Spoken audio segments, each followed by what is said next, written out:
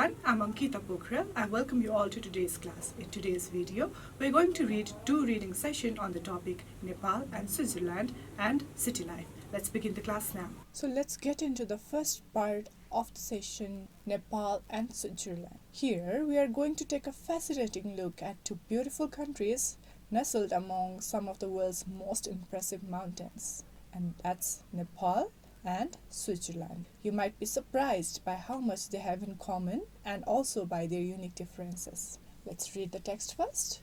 Nepal and Switzerland are both small countries with high mountains. Nepal is bigger than Switzerland. Nepal has the Himalayas and Switzerland has the Alps. Many tourists visit both countries. Both countries have lakes, but Switzerland has many bigger lakes. The lakes in Nepal are smaller. Both Nepal and Switzerland do not touch the sea, but Switzerland is closer to the sea. Nepal has Mount Everest, Switzerland has Monte Rosa. Mount Everest is taller than Monte Rosa. In fact, Mount Everest is the highest mountain in the world. Both countries have unique flags. The Nepal flag is triangular, but the Swiss flag is square with a white cross. Switzerland is a richer country than Nepal. It has many factories, but Nepal has fewer factories.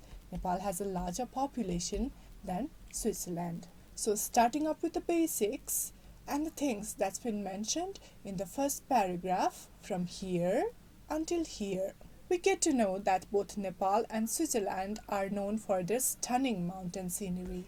They're both relatively small countries, but what they lack in size, they make up for in breathtaking landscapes. Think of the towering Himalayas in Nepal with its snow-capped peaks and the majestic Alps in Switzerland, equally grand and inspiring. That's been mentioned here in the first paragraph. Now, we also got to know that Nepal is actually bigger than Switzerland. Despite this, both countries attract a lots of tourists eager to experience their natural beauty. Both have lakes too, but Switzerland boasts many more, and then they tend to be larger than those in Nepal. And one key difference lies in their access to sea. Neither Nepal nor Switzerland has a coastline, but Switzerland is geographically closer to the sea.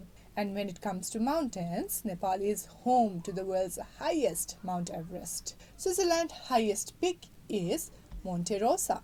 Impressive, but not quite as tall as Mount Everest. Now, the following paragraph talks about flags. Both countries have unique flags. The Nepali flag is distinctive with its triangular shape, while the Swiss is a simple square with a white cross on a red background. So if we talk about economy, Switzerland is a richer country than Nepal. It has more factories and a more developed industrial base. Nepal, on the other hand, has fewer factories. And also, a final point of comparison comes population.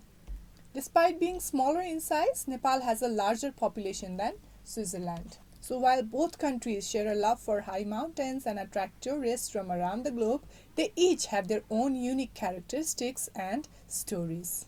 So now, as we are done comparing Nepal and Switzerland, today we're going to talk further on completing sentences using the correct forms of adjectives. And those forms help us to compare things. Let's get started. Firstly, in this exercise, we have a set of sentences where we need to choose between two options in the bracket. Let's have a look at the first one. I think Kathmandu is more expensive than Nuwakot. We're comparing Kathmandu and Nuwakot here. When we compare two things, we use the comparative form. Since expensive is a longer adjective, we use more before it to make it comparative. Therefore, the correct answer is more expensive. So the sentence becomes, I think Kathmandu is more expensive than Nuwakot. Let's move on to the next sentence. My dad is funny, but your dad is than mine. So we're comparing between two nouns, my dad and your dad. Whenever we make comparisons between two nouns, we use the comparative form.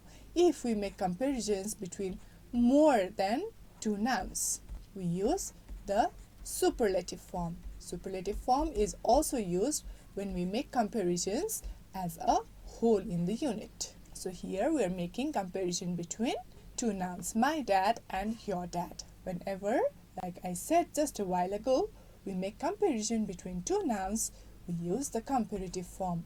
Comparative form specially and usually have er before the adjectives, and in case of longer adjectives, they have more before those adjectives. This is the case of comparative nouns. So here, my dad is funny, but your dad is funnier than mine. We're making comparison between two nouns.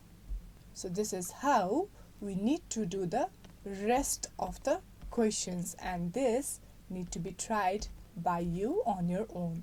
Now, we're going to read the reading session, City Life. Here, we're going to explore the differences between living in a city and living in the countryside. We'll look at the advantages and disadvantages of each and think about what might be best for different people. Let's read the text first. Living in a city may be good, but it is also difficult. People may feel less secure than in the countryside. Also, there is more pollution because of vehicles and factories, so there are more traffic jams. Cities are bigger and so they are more crowded. City life is busier and people have less time for their family.